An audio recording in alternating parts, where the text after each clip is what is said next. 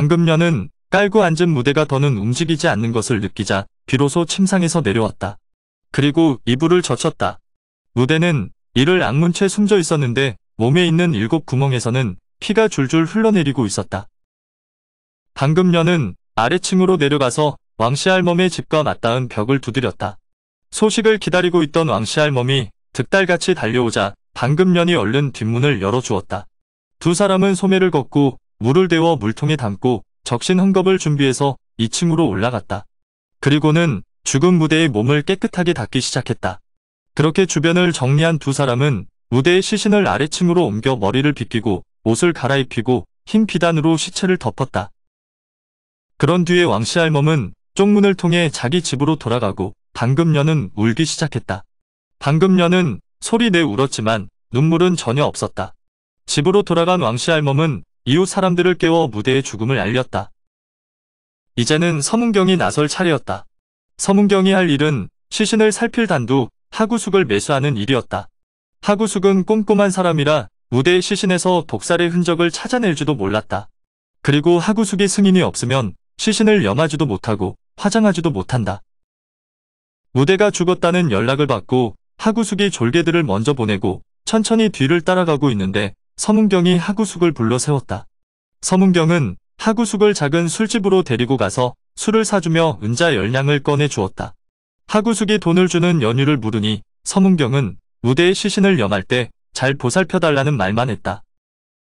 서문경과 헤어지고 무대의 집으로 간 하구숙은 방금년을 보자마자 무대가 살해당했을 거라는 것을 직감했다. 평소에 서문경은 하구숙에게 술은커녕 차 한 잔 사준 적이 없었다. 그런데 단순히 죽은 무대를 염하러 간다고 술을 사주고 돈까지 준다는 것부터가 의심스러운 일이었다. 거기다 주변에 이런저런 이야기하지 말고 조용히 장례를 치를 수 있게 해달라는 말과 함께 장례가 끝나면 더 살해하겠다고 하니 더욱 의심이 갔었다. 하구숙은 서문경에게 잘못 보이면 낭패를 볼 것 같아 일단 돈을 받기는 했지만 기분이 석연찮았다. 그런데 거짓으로 울면서 나오는 방금년을 보고 하구숙은 이 여자구나 하고 확신했다. 방금년은 눈물 없는 눈을 가리며 슬피 울고 있었다. 일단 하구숙은 무대의 시신을 보러 갔다. 하구숙이 덮개를 걷은 뒤 흰 비단 천을 들치자 무대의 시신이 드러났다. 그런데 그 순간 갑자기 하구숙이 비명을 지르며 뒤로 나자빠졌다. 그걸 보고 놀란 졸개들이 하구숙을 바로 눕히고 얼굴에 물을 뿌렸다. 그러자 하구숙이 겨우 정신을 차리고 눈을 떴다. 그러나 눈만 떴을 뿐 눈에 초점이 없었다. 어쩔 수 없이 졸개들이 하구숙을 업고 그의 집으로 갔다. 업혀온 하구숙을 보고 그의 집안 식구들도 놀라기는 마찬가지였다. 졸개들을 보내고 방에 누운 하구숙을 보며 그의 아내가 어찌 된 일이냐고 물었다. 졸개들이 모두 집을 나간 뒤에 하구숙이 벌떡 일어났다.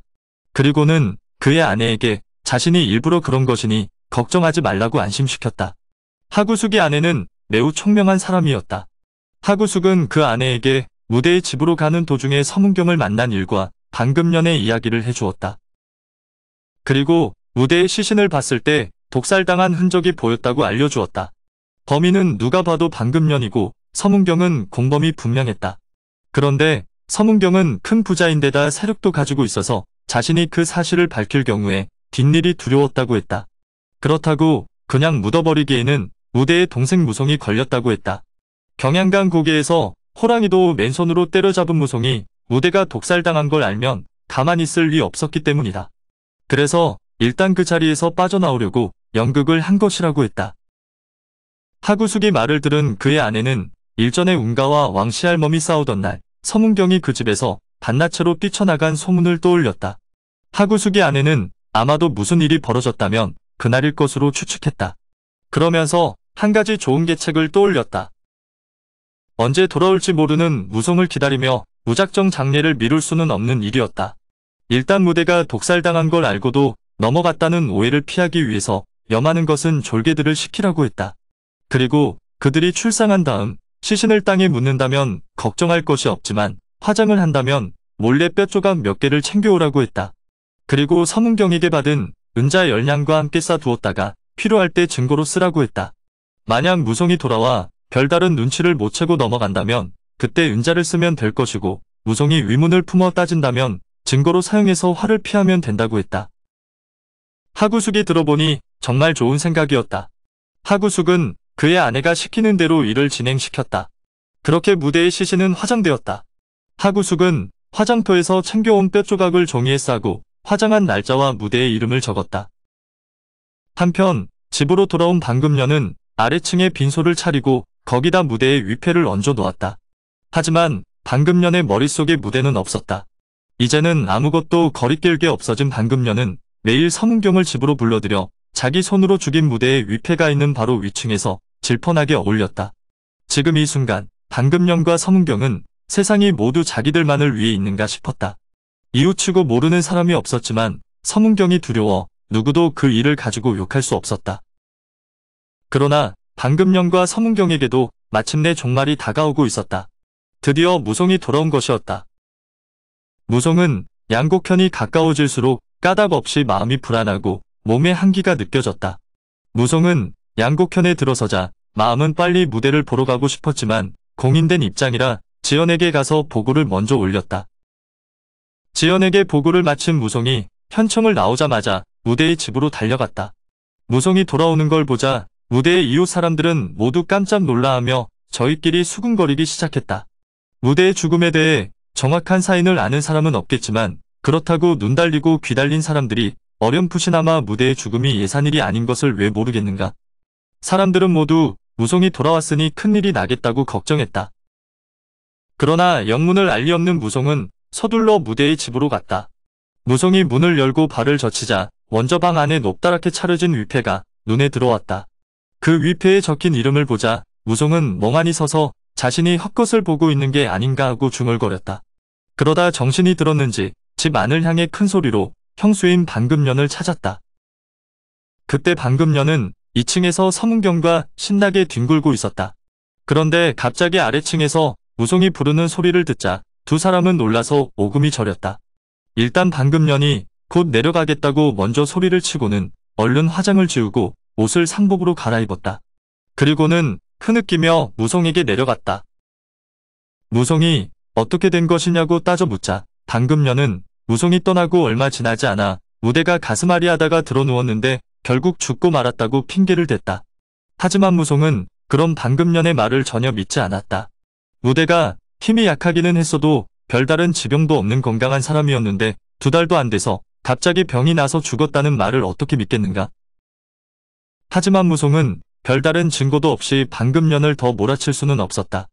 일단 무송은 집을 나와 부하들을 시켜 제사 지낼 준비를 시켰다. 그리고 준비된 술과 음식들로 저녁에 제사를 지냈다. 무송은 위패 아래에서 형의 넋이 멀리 가지 않았을 거라며 만약 억울한 죽임을 당한 것이라면 꿈에라도 나타나 알려달라고 말하고는 그날 밤을 부하들과 함께 위패 아래에서 잤다. 그러나 무송은 형의 위패 앞이라 그런지 삼경이 되어도 잠을 이룰 수가 없었다. 무송은 천천히 몸을 일으켜 형의 위패 앞으로 갔다. 그랬더니 유리 등잔에 불이 바람도 없는데 깜빡이고 있는 게 보였다. 무송은 멀리서 삼경을 알리는 북소리가 들리자 자신도 모르게 탄식했다. 우리 형님은 살아계실 때도 약해 빠졌더니 돌아가신 뒤에도 흐리멍텅하구나. 삼경이 지나 이제 훈백이 자신을 찾아오기 힘들 것으로 생각한 무송이 힘없이 말을 뱉은 것이었다. 그때였다. 한 줄기 찬바람이 일더니 갑자기 정신이 흐려졌다. 등불이 모두 꺼지고 지전이 흩날리는 게 어지간히 간이 큰 무송도 등줄기가 서늘해졌다. 무송은 온몸의 털이 곤두서는 느낌을 받으면서 찬바람이 이는 곳을 바라보았다. 그랬더니 사람 그림자를 한 누군가가 울부짖었다. 아우야, 나는 정말 억울하게 죽었다. 그러나 뒷말을 잘 알아듣지 못한 무송이 그에게 다가가 물어보려고 하는데 호련히 찬 기운이 거치며 그 사람은 보이지 않았다. 순간 눈을 뜬 무송이 사방을 둘러보았다. 그러나 방 안은 좀 전과 다름없고 병사들도 코를 골며 자고 있을 뿐이었다. 꿈인지 생시인지 모를 그 일을 겪은 무송은 무대의 죽음에 석연찮은 데가 있다고 확신하게 되었다. 다음날 무송은 방금년에게 무대의 약을 누가 지었는지 그리고 누가 무대의 시신을 염했는지 등을 물었다. 그리고 현청으로 나가서 단두 하구숙을 찾았다. 병졸 중에 하나가 하구숙의 집으로 무송을 안내해 주었다. 무송은 그런 병졸을 보내고 혼자서 하구숙이 대문을 두드렸다. 마침 잠자리에서 이제 막 일어나려던 하구숙은 자신을 찾는 무송의 목소리를 듣자 겁에 질려 손발이 떨리기 시작했다. 하구숙은 벽장에 숨겨두었던 보따리를 급히 챙겨 무송을 맞아들였다. 그런데 무송은 집으로 들어가려고 하지 않고 물어볼 것이 있으니 잠시 같이 가자는 말만 했다. 하구숙이 집 안으로 다시 한번 청했지만 무송은 굳은 얼굴로 함께 가기나 하자면서 하구숙을 불러냈다. 이에 하구숙은 아무 소리 못하고 무송을 따라 나섰다. 그렇게 두 사람은 한 술집에 마주 앉았다. 무송은 입 한 번 열지 않고 술잔만 비웠다. 그러자 나도 겁을 먹고 있던 하구숙은 무송이 말없이 잔만 비우자 더욱 겁이 나서 몸이 떨리고 식은땀이 흘러내렸다. 그렇게 몇 잔을 거듭 비운 무송이 품 안에서 날카로운 칼 한 자루를 꺼내 탁자에 꽂았다. 그 모습을 본 술집 안의 모든 사람이 놀라고 겁에 질렸다. 무송이 뿜어내는 살기에 하구숙은 숨도 제대로 내쉬지 못했다. 무송은 아는 대로 모든 것을 말하면 하구숙은 다치게 하지 않겠지만 만약 거짓을 말한다면 살려두지 않겠다고 겁을 줬다. 그러자 하구숙이 품에서 챙겨왔던 보따리를 꺼내며 그날의 일을 상세히 말해주었다. 그리고 하구숙은 뼈를 내보이며 그날 무대의 마지막 모습을 생각할 때 독살이 맞다고 했다. 이야기를 다 들은 무송은 형수와 붙어먹은 새서방이 누구냐고 물었다. 무송도 무서웠지만 서문경도 무서웠던 하구숙은 미리 계획한 대로 무대가 방금 전에 불륜 현장을 덮칠 때 운가가 도왔다고 이야기했다. 서문경이 반나처로 도망간 장면만 빼고 모두 사실대로 이야기해줬다. 무송은 서문경이 무대를 염하러 가는 길에 하구숙을 붙잡고 술을 사주고 돈을 줬다는 것으로 이미 예상은 하고 있었지만 하구숙이 말을 못하는 것도 이해는 되는지 더는 묻지 않았다. 그리고 자리에서 일어나 운가를 만나러 가자며 따라오라고 했다. 운가를 만난 무송은 운가가 장사로 서너 달은 벌어야 하는 돈을 주며 사실만 말해달라고 달랬다. 그렇게 운가는 자신이 서문경을 찾으러 왕씨할멈 집에 간 것부터 시작해서 자신이 아는 모든 이야기를 무송에게 해줬다. 모든 내막을 알게 된 무송은 그 길로 두 사람을 데리고 현청으로 가서 방금년과 서문경 그리고 왕씨할멈을 고발했다. 그러나 현청의 관리들이 모두 서문경에게 뇌물을 받아먹고 사건을 무마시켜버린다. 일이 그렇게 되자 무송은 하구숙과 운가를 현청 관사에 있는 자기 방에 잠시 기다리게 하고 병사 셋을 데리고 현청을 나왔다. 무송은 저작거리로 나와 종이와 붓 그리고 벼루를 사고 고기와 술을 사서 무대 집으로 갔다. 그때 이미 방금년은 무송의 고발이 받아들여지지 않은 것을 알고는 더는 무송을 두려워하지 않았다. 무송은 끓어오르는 분노를 참으며 웃는 얼굴로 방금년에게 말했다. 내일이면 무대의 49제가 되는 날인데 신세를 진 이웃분들을 모셔다 술이라도 한 잔 올리고 감사 인사를 해야 하지 않겠냐고 했다. 방금년은 무송이 무슨 까닭으로 이러는지 몰랐지만 딱히 틀린 말도 아니고 해서 일단 그렇게 하라고 허락했다. 무송은 병사들을 시켜 술상을 차리게 하고 자신은 나가서 먼저 왕씨할멈을 초대해 집으로 데려왔다. 그리고 다시 나가서 이웃들을 한 사람씩 초대해 데리고 와서 앉혔다. 말이 초대지 다들 무송이 무서워 억지로 따라왔다. 그리고 무송이 다른 사람을 초대한다고 나가면 병사들이 문 앞을 지키고 서서 나가지도 못했다. 그렇게 방금년과 왕씨할멈을 합쳐서 6명이 되었다. 무송은 병사들을 시켜 각자 7잔의 술을 돌렸다. 그리고는 병사들을 시켜 술상을 치우게 했다. 이제 술자리가 끝나려나 보다 싶어 얼른 몸을 일으키려는 사람들을 무송이 가로막으며 누가 글을 잘 쓰냐고 물었다. 사람들이 호정경이란 사람이 글을 잘 쓴다고 하니 무송은 대뜸 수고 좀 해달라고 말했다. 사람들이 영문을 몰라 어리둥절하고 있을 때였다. 무송은 갑자기 소매를 걷더니 품속에서 날카로운 비수 한 자루를 꺼냈다. 칼을 보자 사람들은 겁에 질려 숨도 제대로 쉬지 못했다. 무송은 칼을 잡고 사람들에게 증인을 서달라고 외쳤다. 그리고는 왼손으로 방금년을 잡고 칼든 오른손으로는 왕씨할멈을 가리키며 지금부터 죄를 따져 볼 것이니 다른 사람들은 그냥 지켜보다가 증언만 해주면 나머지 사람들은 무사할 것이라고 했다. 그리고는 왕씨할멈에게 죄를 실토하라고 했다. 하지만 세상일에 달코 다른 왕씨할멈은 무송이 결코 용서해 주기 위해서 자백을 받아내려는 것이 아님을 알아차렸다. 그러니 왕씨할멈은 시치미를 떼며 끝까지 발뺌했다. 그러자 무송은 이번에는 방금년에게 죄를 실토하라고 했다. 방금년 역시 시치미를 떼며 발뺌을 했다. 그 순간 방금년의 몸이 빠른 속도로 벽에 처박혔다. 그리고는 머리채를 잡아 일으키더니 칼을 들어 당장이라도 눈을 도려낼 듯했다. 일이 그리 되니 방금년은 겁에 질려 살려달라고 빌었다. 그리고는 처음 서문경을 만난 날부터 무대를 독살할 때까지를 하나 남김없이 털어놓았다. 무송은 방금년의 말을 한마디도 빼지 않고 포정경을 시켜 적게 했다. 그 모습을 보고 있던 왕씨할멈이 방금년에게 모두 털어놓으면 자신도 죽는다며 악다구니를 쏟아냈다. 포정경이 글을 마무리하자 무송은 거기에 왕씨할멈과 방금년의 지장을 받았다. 그리고 모인 사람들의 이름과 지장도 함께 받았다. 사람들은 거기서 일이 끝났다고 생각했지만 그게 끝이 아니었다. 무송은 방금년과 왕씨할멈을 무대의 위패 앞에 무릎 꿇렸다. 그리고 병졸들을 시켜 위패 앞에 제상을 차리고 술을 따라 올렸다.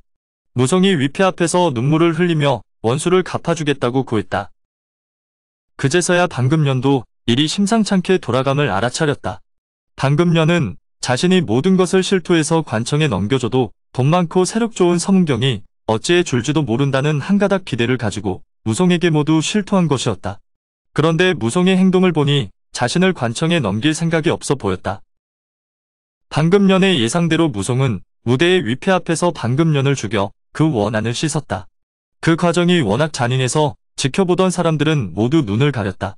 무송의 기세가 워낙 흉악해서 숨소리조차 제대로 내는 사람이 없었다. 벌벌 떨고 있는 이웃 사람들을 돌아보며 무송은 위층으로 올라가서 기다리라고 했다. 그리고 병졸 하나를 시켜 왕씨할멈을 지키게 하고 나머지 병졸들은 대문을 닫아 걸고 지키게 했다. 그런 다음 무송은 집을 나왔다. 무송의 한 손에는 보자기가 하나 들려 있었는데 거기에는 방금년의 머리가 들어있었다. 무송이 향한 곳은 서문경의 생약포였다. 그러나 생약포에는 서문경이 없었다. 무송이 점원에게 서문경의 행방을 묻자 처음에는 모르는 척하던 점원도 무송과 눈이 마주치자 그 살기에 겁에 질려 있는 곳을 가르쳐 주게 된다. 점원이 가르쳐 준 곳은 사자교 아래에 있는 큰 술집이었다. 무송이 그 술집에서 서문경을 찾으니 서문경은 누각 위층에서 어떤 사람과 함께 흥겹게 놀고 있었다. 무송은 보자기를 풀어 피가 뚝뚝 떨어지는 방금년의 목을 꺼내 식탁 위로 던졌다. 무송을 알아본 서문경은 누각 위에서 뛰어내려 도망치려고 했지만 누각이 워낙 높아 포기했다. 어쩔 수 없이 이판사판이란 심정으로 서문경은 무송에게 덤벼들었다. 서문경도 고을에서는 싸움 깨나 하는 위인이라 죽기 살기로 덤비니 호락호락하지는 않았다. 하지만 그렇다고 무송의 손에서 벗어날 정도는 아니었다. 결국 서문경은 무송의 손에 잡혀 누각 아래로 던져졌다. 무송은 서문경을 창밖으로 내던지고 방금년의 머리를 챙겨 길거리로 내려왔다. 길바닥에 초주검 상태로 눈만 멀뚱거리고 있는 서문경의 목을 한 칼에 자른 무송은 그 머리를 보자기에 쌌다. 무송은 그 길로 무대의 집으로 다시 돌아갔다. 그리고 무대의 위패 앞에 방금년과 서문경의 머리를 놓고 다시 술을 올리며 곡을 했다. 그런 다음 무송은 사람들과 함께 왕씨할멈을 끌고 관청으로 갔다. 관사에 머물고 있던 하구숙과 운가도 불렀다. 일이 이쯤 되니 지연과 관가의 관리들도 사건을 접수하지 않을 수가 없었다. 지연은 무송을 아끼면서도 서문경에게 뇌물을 받아먹고 이를 키운 것이 미안했던지 사건을 시비 끝에 생긴 정당방위로 만들어서 무송을 귀양 보내는 선에서 목숨은 건질 수 있도록 도와주었다. 그리고 왕씨할멈은 저작거리에서 능지처참형을 당했다. 오늘의 영상은 여기까지입니다. 영상이 도움이 되셨다면 구독과 좋아요, 알람 설정 부탁드립니다. 시청해주셔서 감사합니다.